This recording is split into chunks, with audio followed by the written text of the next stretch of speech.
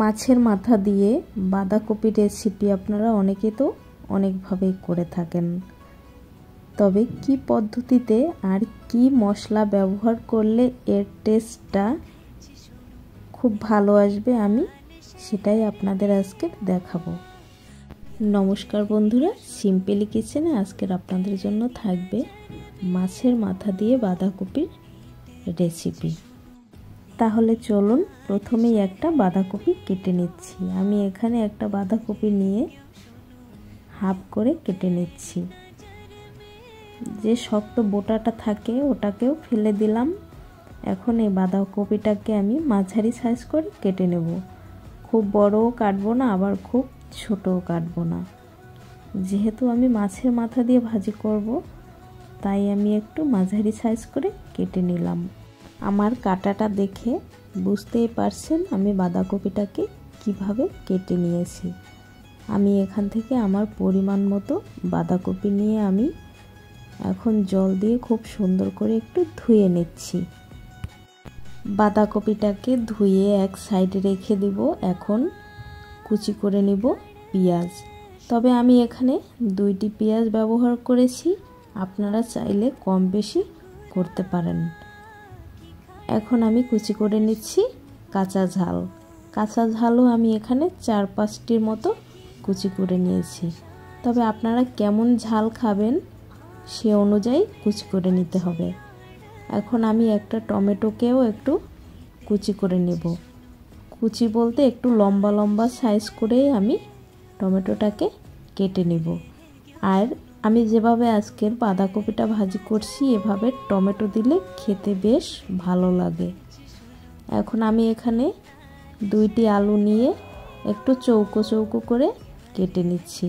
তবে আলুটাও খুব বেশি বড়ও না আবার ছোটও না, মাঝারি সাইজ করে কেটে নিলাম।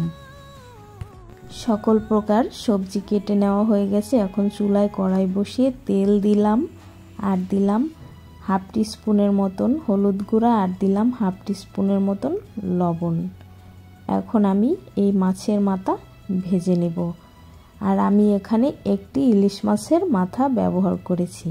আপনারা চাইলে যে কোনো মাছের মাথা দিয়েই বাঁধাকপিটা ভাজতে পারেন। আমি একটু ঢাকা দিয়ে একটু লাল লাল করেই ভেজে নেব। মাছের মাথাগুলি ভাজি হতে থাকুক, চলুন একটা মশলা তৈরি করি। প্যানে 4টা শুকনো মরিচ, হাফ টিস্পুনের মতন জিরা, 4টা এলাচ, হাফ টিস্পুন ধনিয়া আর 2 টুকরা দারুচিনি, দিলাম অল্প একটু লবণ। এখন একটু খুব সুন্দর করে ভেজে নেব। ভেজে নিয়ে গুঁড়ো করে নেব। মাছটাও অনেকটা ভাজা হয়ে গেছে। এখন মাছটাকে তুলে নিচ্ছি। তুলে নিয়ে সেই একই তেলের মধ্যে কালো জিরা আর তেজপাতা ফোড়ন দিয়ে দিলাম। ফোড়নটা এক সাইডে সরিয়ে রেখে তেলের মধ্যে সে কুচানো পেঁয়াজগুলিকে দিয়ে দিলাম, আর খুব সুন্দর করে একটু ভেজে নেব।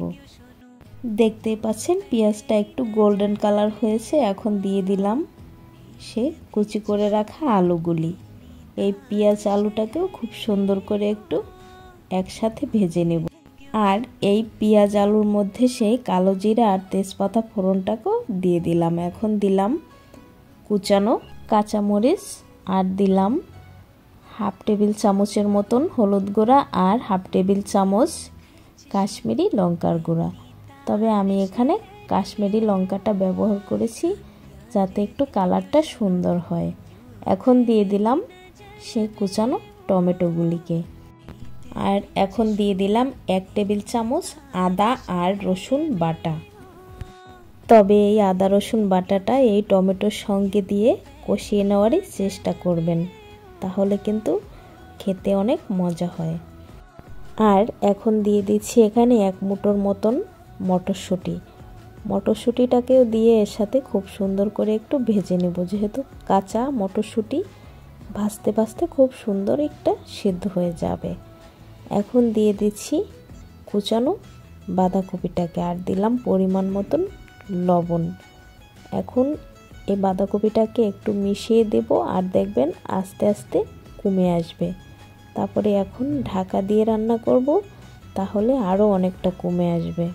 বাঁধাকপিটা কিন্তু আমি এখন 5 থেকে 7 মিনিটের মতন রান্না করে নেব।